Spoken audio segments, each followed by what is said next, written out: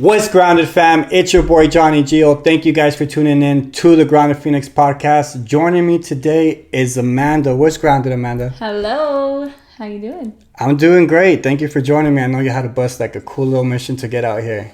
Did, but thank you for having me. I'm happy to be here. Of course. I'm really excited about this. And I'm excited about this because you have a different kind of story, right? It's kind of similar to mine. It's not like your traditional type of story. I don't think you do AA or NA, right? No.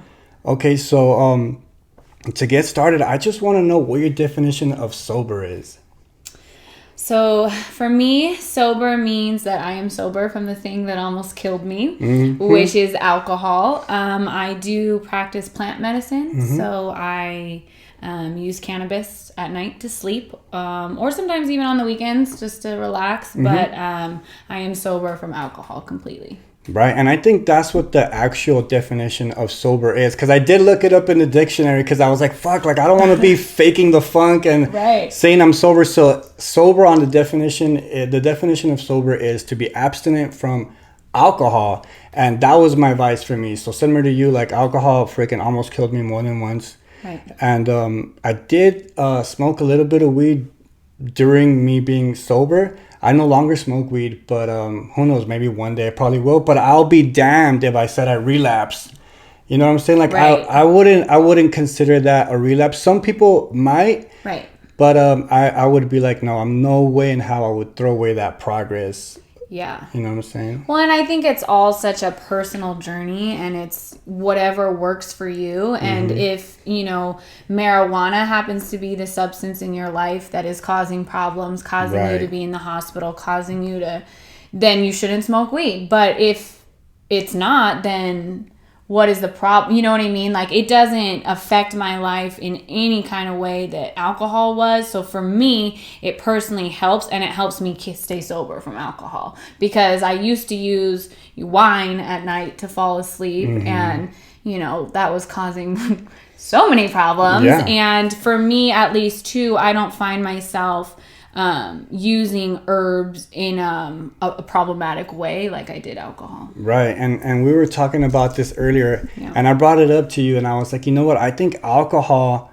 was like my what did I say? It was a gateway drug, and I consider it a drug because fuck, like it is. It really drug. is. Yeah. It's the only legal and socially acceptable one. And which is, I think, is the toughest, because you don't see people busting lines at a kid's party. Right.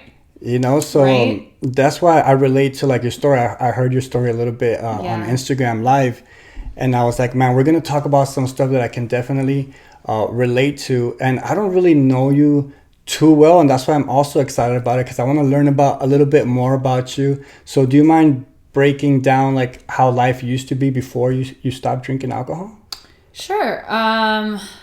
Well, before I stopped drinking alcohol, my life was very chaotic. It looked pretty good on the outside. I'm married. I had a successful career, 2 beautiful children, a home, all the things. But on a personal level, I was suffering tremendously. And anyone that was close enough to me could see that. So a little backstory is I was born to teen parents. My dad was not, he's in the picture now, but he was not, a steady force in my life. And so I grew up without the role model of a dad. And, that will affect anyone, but especially a young girl. And, I felt like my dad didn't choose me, and there was something wrong with me. And so I just grew up with really horrible self-confidence, and I think that I used alcohol to not focus on that, to build artificial confidence, to just not give a shit. And it's like a couple drinks in, and mission accomplished, I wouldn't give a shit. But then it was like one too many drinks, and all of a sudden I'm caring about everything, and I'm trying to handle everything, but it's all coming out wrong, and it was just chaos. I would say there wasn't any like one isolated incident that stands out in my childhood, but it was, the absence of my dad. And then when I was a little bit older, I had a stepdad introduced into my life that since has made amends and changed his ways, but he did not know how to handle me, and he was verbally really aggressive with me, and so I didn't have like my voice. I didn't have a voice, and so you know, I think that just as like my dad wasn't there, and then my stepdad came in and he didn't like speak to me in a correct way, so I just like wrote off men. I wrote off even trying to voice my opinion, and I just drank and experimented and did drugs to never have to face kind of like my reality. But there wasn't one like isolated incident that I would say. A bunch of stuff happened once I started drinking, situations I put myself in and, you know, found myself in, but there wasn't anything before I picked up the bottle like that stands out, I don't think. Right. And then once you start drinking, it's like, you know, you just love that feeling of numbing everything that's going on interiorly. At least for me, that was the case. And I was explaining to you earlier how, like, you know, my alcohol bone is attached to my cocaine bone, and then my cocaine bone is attached to my crazy bone. You know, there's levels to it. And then when I would drink, I'll be like happy for a little bit, but then I'll have like major depression. I'll just go on a rampage and get out of control. What was like a night of drinking for you like? Well, so that was the thing, and this was another reason why it took me so long to really get help and like finally make the choice to stop, because it was like a roll of the dice. So sometimes I would drink and be fine and have fun and be the life of the party, and it would be okay. Other times I would drink and one of two things would happen. The cocaine bone or the party bone would come out, and I would be looking for drugs or taking drugs or just, you know, pedal to the metal, going all in. Or something would happen where I would get this false sense of confidence from the alcohol, and I would try to handle like, you know, some situation that was on my mind, and everything would come out wrong, and I was just causing so much further embarrassment and hurt, and I wasn't solving anything. I was just compounding the issues, and then waking up in the morning trying to piece it all together and remember what happened, and it became a real struggle, because like I mentioned to you earlier, there's these two Amandas, you know. It's like sober Amanda, who has a pretty decent moral compass, and like I expect certain things from myself, but then there was like wasted Amanda, who had no moral compass. Anything goes. You say whatever's on your mind, or you even make shit up and do things that I would never be okay with otherwise. So I was waking up sober Amanda, dealing with the consequences of wasted Amanda, and that struggle between the devil and the angel. It was slowly killing like my soul and who I really was, because having to grapple with the choices I made while intoxicated.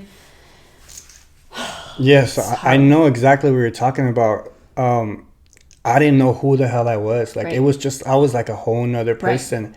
And I think it has a lot to do with what you were saying earlier, is that you had no voice. And I think you talked about people pleasing earlier also. Yeah. So growing up, you know, like I said, my dad, I had like abandonment issues, and then, you know, my voice wasn't really respected in the home that I was with. So I just kind of grew up learning, or so I thought, like what you say isn't valued or important, or it's too much, or I just didn't like grow up with a lot of positive feedback. So it was like the subliminal messages that I believed were that you don't matter, like what you have to say is too much, it shouldn't be, and the only way I could say anything was if I was drinking. Right. That's what you get. It's called the liquid courage for a reason. Right. But then, like I said, nothing was coming, because it took a lot to get to that point. And once I had those balls, I was too intoxicated to even piece together. Yeah, it didn't come out right. And then the worst part was the emotional hangover of just like, what the heck did I just do? Like, and then all the missed calls, the scars, and for me, at least, that was the issue. And it was far worse than any stomach ache, any feeling of dehydration, like physically, like ever. Well, it's like we're dealing with all those physical symptoms at the same time. simultaneously with like this moral hangover that we were talking about. And for me, and not to mention the science behind like what happens to your body when it's breaking down alcohol, we're actually creating more adrenaline and cortisol. Do you know that like in our body we produce cortisol and adrenaline as so that's literally the stress hormone. So not only are we actually have all this like cortisol and adrenaline going through our body, then we're dealing with like the ramifications morally of what we did. So you have the physical symptoms compounded with the emotional symptoms. And for me at least, it was enough. I mean, I almost like I was like suicidal after some binges, like literally at the lowest. And it's like, at what point do we look at what we're doing and say enough? Like enough. Yeah, what was that? What was that incident for you? Because I could tell you, for me, look, check out this scar right here. That wasn't it. Look at that. Holy shit. Yeah, that was not it. I still kept going after that. Well, yeah. So part of my story is that an ex-boyfriend of mine and a dear friend of mine actually, they committed suicide. Oh, wow. And so that was a part of like a seed that was planted in my mind as a teen that's kind of like an option. So I've actually always dealt with like suicidal ideation and like intrusive thoughts, and I've dealt with cutting and self-harm and just all that stuff. And actually one night I was really intoxicated and I attempted to harm myself, and I ended up waking up in a hospital. And you would think that would have been my like rock bottom or whatever, but I literally got out of the hospital. I blamed my husband, I blamed people around me, I blamed my childhood, I blamed everybody but everything but the fact that I was wasted when it happened. Like I didn't, it was easier to lie to myself than to face like, hey, you might have like a serious drinking problem. And so I actually got out of that hospital. I kept drinking for 3 years after that. And then there was no like one big incident that happened. It was that I was picking fights with my husband all the time. I was totally suffering. It was miserable. And like my husband kind of had a talk with me and was like, something's got to change. Like either you do something or like I'm gone. Like it was because it was causing so many issues. And so I actually ended up like starting listening to sober podcasts, like stuff like this. And yeah, that's how, and I would be drinking and I'd be listening to these podcasts, and I listened to this one story that really resonated with me, and I really like heard myself in her. And I think that's so important. I think we should never underestimate like the healing power of hearing your story in someone else, because that's just so healing to know you're not alone. But anyways, her story stuck out with me. At the end of the episode, she revealed that she was a recovery coach, and I had never heard of anything like that. I had been to a few AA meetings. It never stuck for me personally. Like, I just didn't feel like that was what was going to work for me. So then to find out about a recovery coach was really like something new. And I was like, you know what? I'm going to try it. So I reached out to her and I hired her and I started working with her. And I was actually sober for 6 months last year. Okay. So I had 6 months of sober time. And I don't know what happened. I got a little burnt out, maybe a little pandemic burnout. I don't know what happened. I mean, we were in the middle of a pandemic. But I bought a house and I ended up going back to the drinking cycle for 4 months. Had some pretty heavy feedback there. Hired her again. And now I'm almost at 6 months again. Wow, 6 months. Yeah. That's a big milestone. Yeah, you know what though? It's funny because it feels like so much longer, just because I feel like I've been like at this game a little bit, even though I was back into the cycle for 4 months, but it feels good. Yeah, I bet it does. I can't remember how 6 months felt. Like you're probably like in that pink cloud stage, or are you like every day's a battle right now? See, I feel like the first time around was like all that pink cloud stuff, and then the fact that I went back to it. And now back, I don't know. I feel like every day I wake up and I have to earn my sobriety. I don't feel a pink cloud. I'm very cognizant of this choice that I've made and how hard it is every day. Yeah, it is. And like we were talking about earlier, man, like alcohol is just everywhere. Oh, it's everywhere. Right? It's literally everywhere nowadays. And I think this is like a message that you want to get out to people, is because you didn't really resonate with people in AA, or not the people, but like the program itself, right? So what do you identify as for those people that are, it's like, well, she's not in AA or NA, like what does she identify? I know you did the sober coach thing. Yeah, so I identified two things. I sometimes either say I'm someone who has experienced addiction. In the past. I have experienced that, what it feels like to be behaviorally addicted to something, because I was never physically dependent on alcohol. There was no withdrawal. There's, and like some people, it's a matter of life or death. Like you can't get sober without being under a doctor. And I think, it's because we have that typical alcoholic view, and I didn't feel like I fit that. So just something that I learned on my path was that you don't have to label yourself if it doesn't feel good. Like whatever feels good, or whatever is empowering to you, whatever's going to keep you sober, that's what you want to do. And for me personally, it didn't feel empowering to label myself like that. So if I had to label myself, I would say that I was a problematic drinker. Like I said, I didn't drink all the time, but when I did, it was very problematic because I changed who I was, and my moral compass and boundaries were eliminated, and so it caused problems. But I wasn't ever physically addicted. So I don't know. Like, does that matter? Like, I think it's all just so personal. Yeah, it really is. And similar to you, I didn't really resonate or felt like I was meant to be in AA just because I wasn't physically dependent on it. But I did know, I was like, dude, like if I keep drinking, something's going to happen. Right. But I guess you got to be conscious about that and be at a certain level in your life where you're just like, damn, like if I keep doing this, I'm probably going to end up dead or hurting somebody or in jail.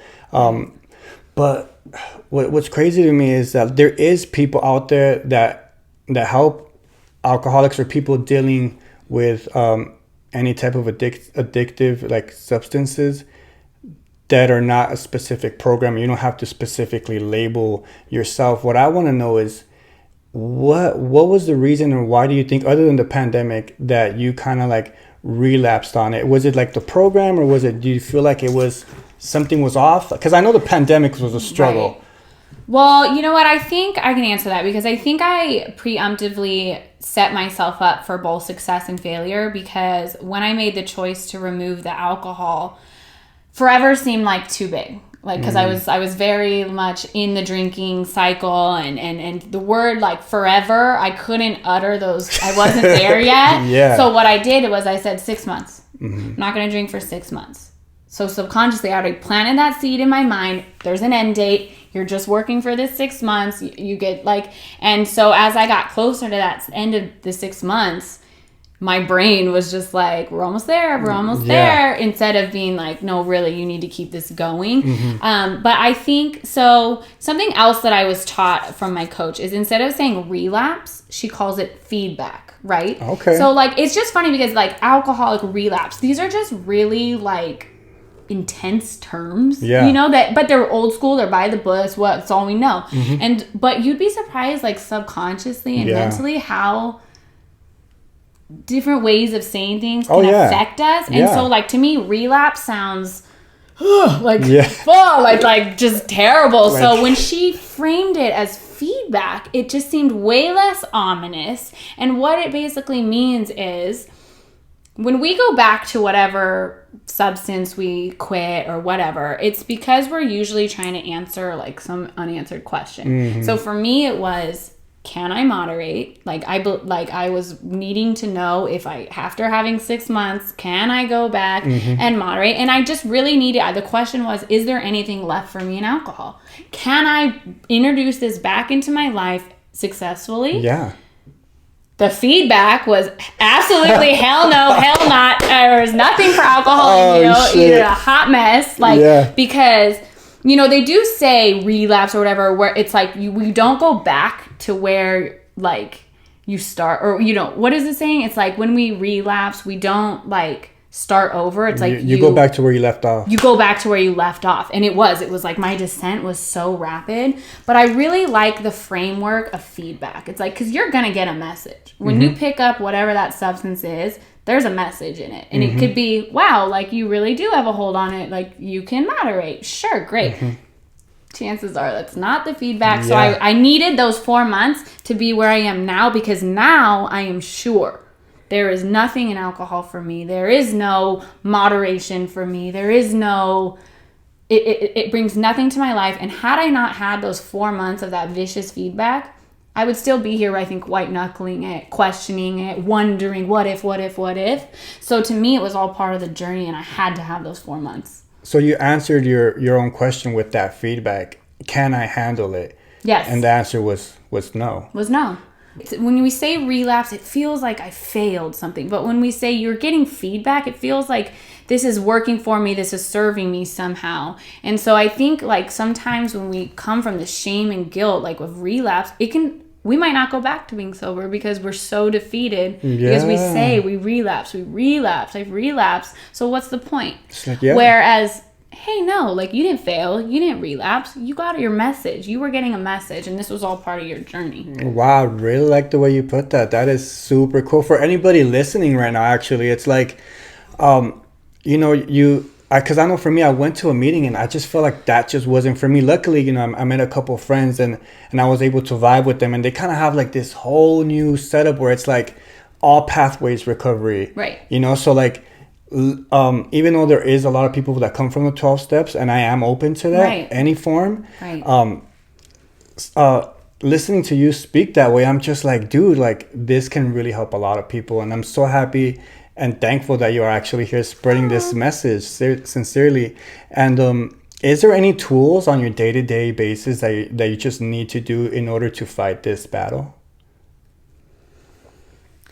Tools. So right now I'm still working actively with my coach, so I do have access to her. So she is a huge tool in my toolbox. Having that coach, I think, like from a 12-step, it's kind of like the equivalent of having a sponsor. It's like kind of like that. So that's a tool for 12-step people. She's a tool for my version. Journaling is a big one for me because sometimes we get so in our head and our thoughts, and it's hard to see clear. So journaling for me has really been important to be able to transfer that energy onto paper, right. Understand even what it is the fuck that I'm thinking or needing to express. And so it just like pausing, like she's just taught me to pause and not be so reactionary.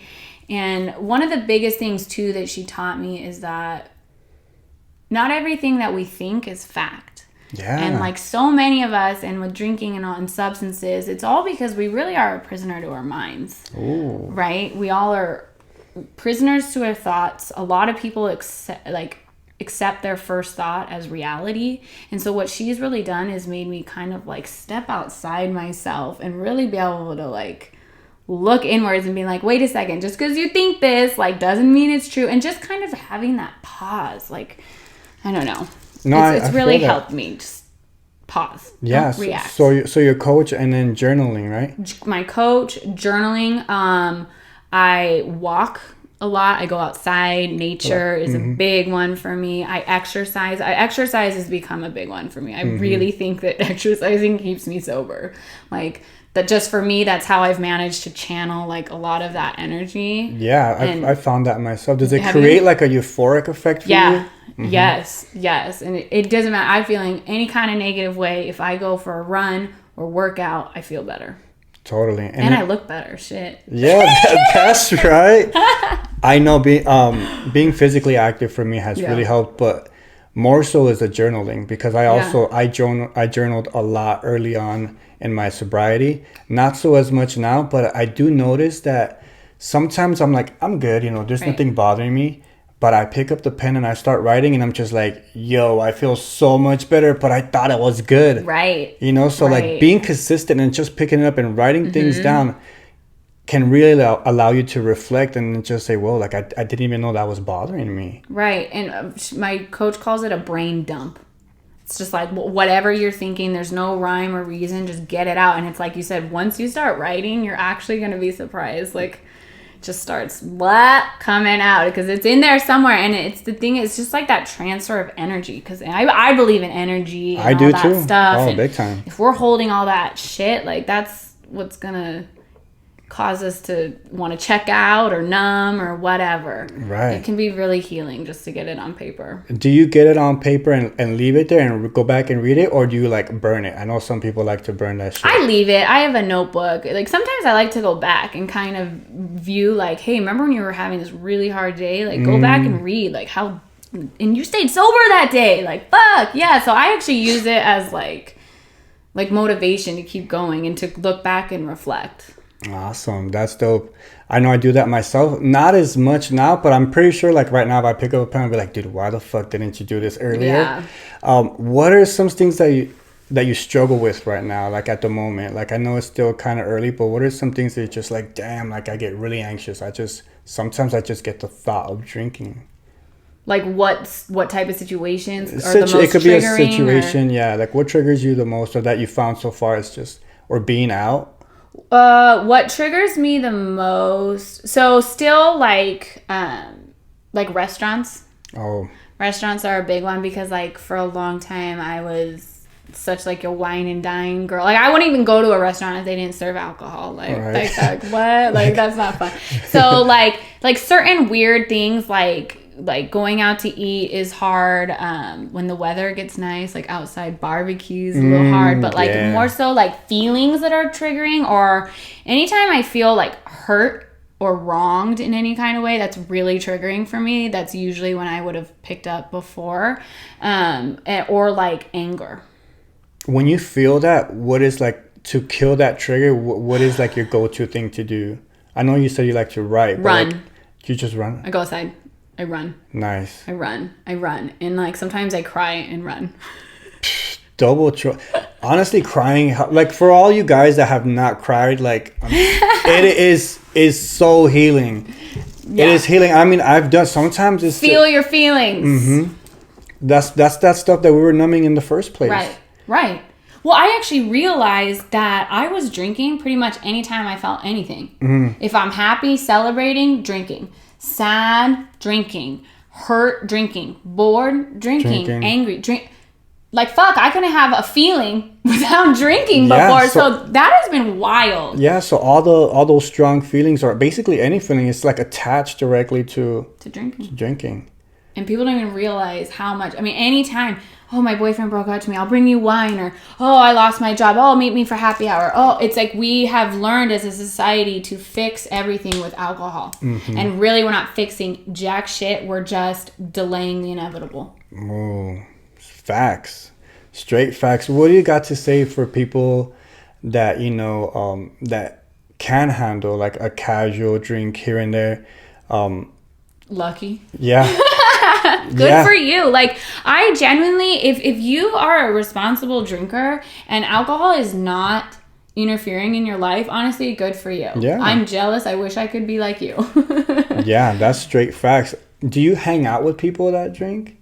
Do you have girlfriends or guy friends that... Yeah, so this is a tricky one because obviously the majority of my friends are like me. Like, heavy drinkers don't tend to hang out with sober people. Yeah. Like, we all were at least in some rhyme or reason heavy drinkers. Mm-hmm. So my social life has definitely slowed down a lot, and that's something that you asked me what I'm struggling with. I think that's actually what I'm struggling with is that I don't have a lot of in-person sober connections, and I kind of just naturally removed myself from a lot of social functions. Mm-hmm. So it's actually TBD, to be determined. I don't really know what's happening with my social life at the moment. Okay, but you're handling it pretty well for the most part. Yeah, everyone knows I'm sober. I'm obviously very vocal about it, and I don't hide it. So that's good. At least I'm not like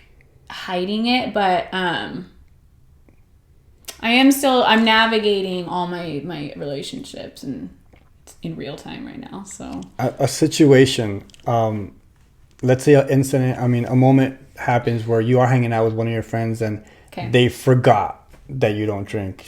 It's happened to me that they forgot, like, or they're like, oh, I'm just so used to giving you a beer. Right. Which, fair enough. Has that happened to you, and how did you handle it? And if it didn't, how would you handle it?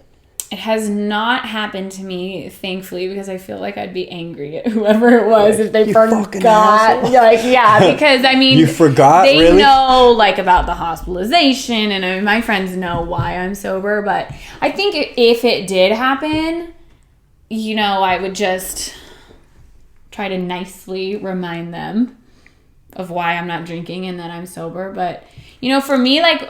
In social situations, I have found if I just tell people, they're like, oh, you don't drink, why not? If I just say, well, I like it too much, it's like not so serious. Everyone kind of does like a ha ha hee hee, and then they let it go. Like I actually haven't had anyone like hound me about it. Oh, thankfully. man. Have you? I'm sure Mexicans, it's disrespectful.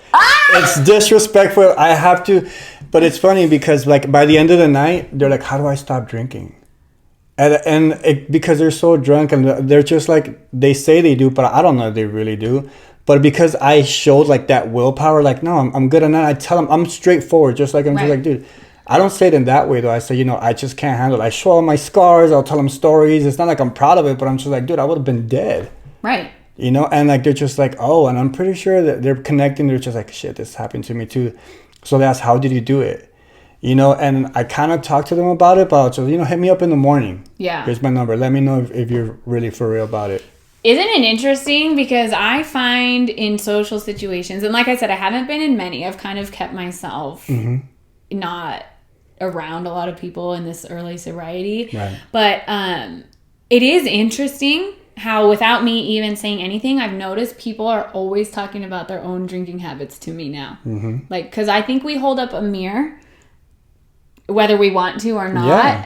It's triggering to other people when they see us stop something that we used to do together. Yeah. Because it's like, wait a second, if she thinks it's wrong for her, is she judging me? Is she thinking me? And like, I'm not judging you. And I'm never judging anyone. It's just, it's not working for me. Yeah. And I have to make that clear myself. Yeah. Like, some people say, oh, do you think you're, because, you know, they're already drunk at this point. It's like, you think you're better than me? I'm like, bro, no, I don't. Like, no, I think I'm better. I wish I could be like you and just drink and be cool about it, but I can't. Right. So I like compliment them. Like, I wish I could hang like you, bro, but I'm weak. Like, I can't. Right. You know, so I just kind of flip it like that. Yeah.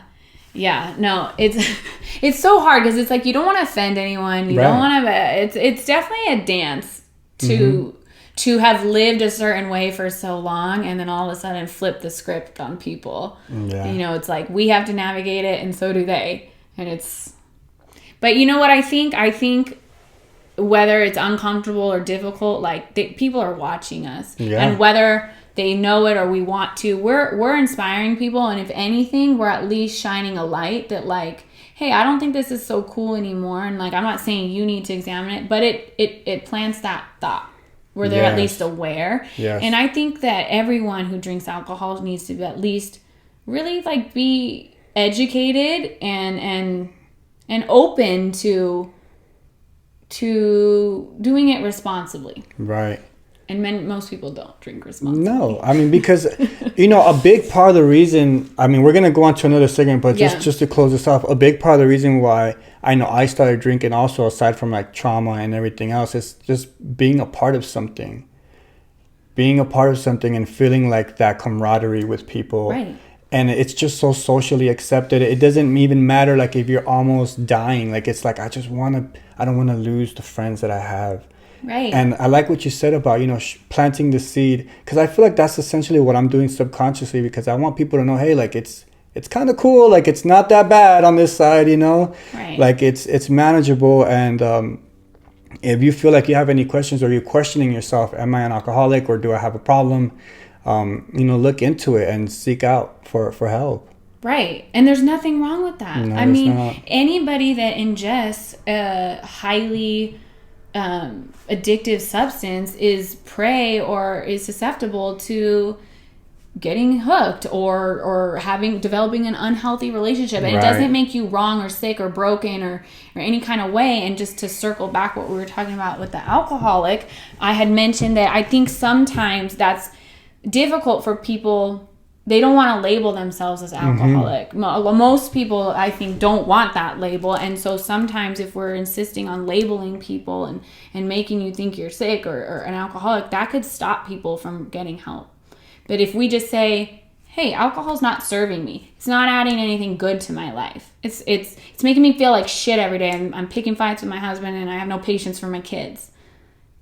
Then just, that's okay. Like, you know, it doesn't have to be some crazy rock bottom, I'm an alcoholic, for you to examine and that's your habits. And that's the idea that people have, like this everyday drinker that smells like alcohol, right. Like it's like coming out from their pores and stuff.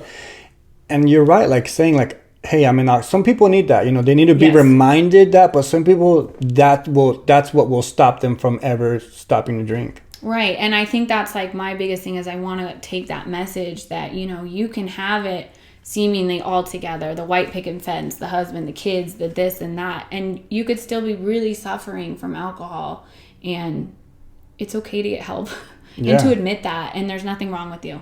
Nothing. I like that message. We're going to jump into a segment right now.